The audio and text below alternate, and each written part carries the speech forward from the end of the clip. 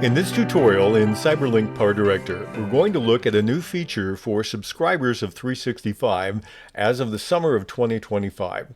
The feature is called Auto Edit. Now it's an AI feature, but it doesn't involve any credits. So currently there's no charge to you. What it does is it allows you to create a minimal project very quickly. It will intelligently add titles, transitions, and other elements to your project that you can edit and change any way you want. So let's look a little bit at what this feature is and how it works.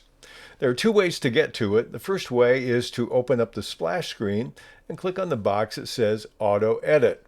Now there may be a time when this doesn't stay here, and then we can maybe click on the other options here. It'll be here also under my toolbox. But I'm going to just start a regular project empty and show you how to get into it by door number 2. And that's simply to click on the Tools menu in the upper left corner, and then you click on Auto Edit. So let's do that. Now this screen will pop up, and you'll probably not want to show this one again. I'll click on OK for now. I don't want to learn more about it. I'll show you about it right now. Now you notice it says a couple of things in the middle of the screen. The maximum number of files you can use, that is a total of video and the total of image files, is 20. So you can have all image files, all video files, or you can mix and match. The maximum clip length is 10 minutes per clip.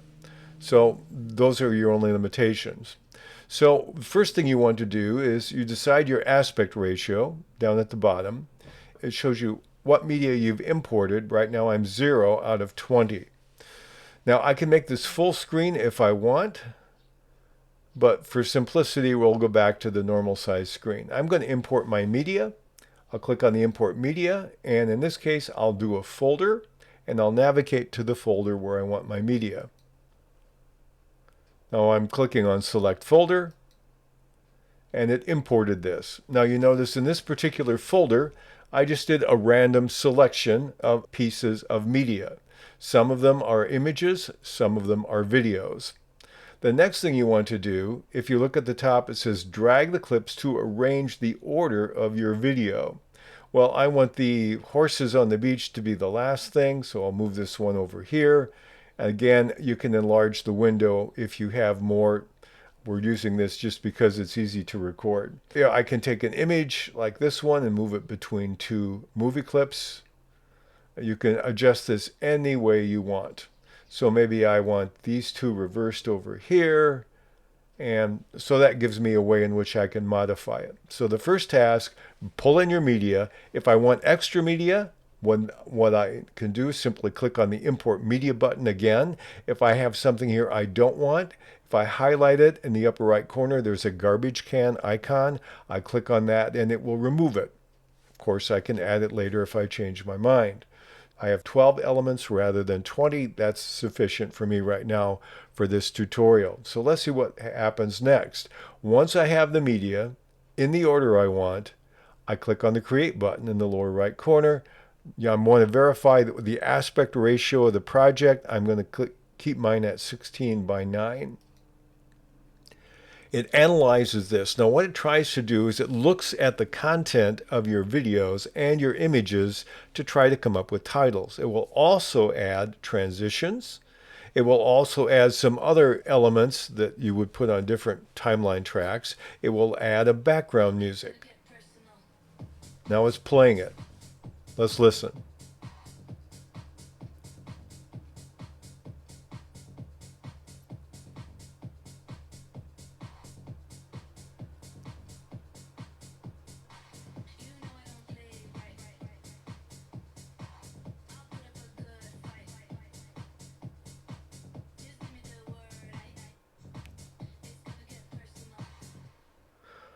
Okay, this is what it looks like when you take one of the templates and apply it. Now the good news is you can change everything it's done. You can, if you don't like the music, if you don't like the transitions, you can change everything, but it gives you a start, which is kind of interesting. Now what about this panel on the left? The panel on the left gives us 25 different templates we can apply, and that will give us different transitions. It will give us different kinds of elements. It will not change the order here. It will not change the content of the material that you've already put here. But you can do other things as well. If I right click, for example, on this one, I can replace the media. So I decided, I don't want this one. I want something else. So that will take me to my file system, and I can decide I want something else. We'll close that one out. I can also select the range if I'm on a video clip. So I click here, and it gives me a range that I can choose. I can scrub through it and change the range that I want to use, and then click on Apply.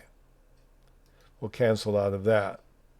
The other thing I can do is I can click on the title, and I can change this. I can change Ocean Fun, and if I right click on that again, I can move it.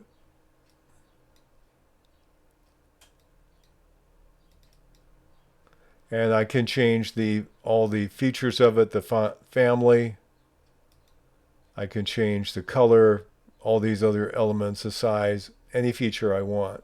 So you can do some basic title editing here. It says you can add a title, but I haven't figured out how to do that. I would rather do that on the timeline instead. You can work with title editing. You can work with changing the duration of your video clips. If I right click again, I can also crop and rotate. So I can click here, and it takes me to my crop and rotate, and I want to maybe zero in on just part of this scene here, and now I've cropped that video. So those are some of the options. You can also use the buttons at the top. Again, they're sensitive in relationship to the content below. They will gray out if they do not apply. Of course, we do not have a range on an image clip.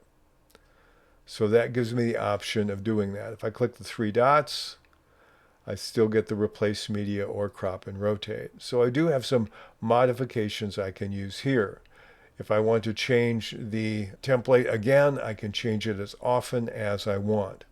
Now, when I'm done with this basic editing under the artificial intelligence mode, I can have two options in the lower right corner. I can export it, which will simply create a video that I can use, or I can add it to the timeline. I think most users will want to add to the timeline. So let's do that.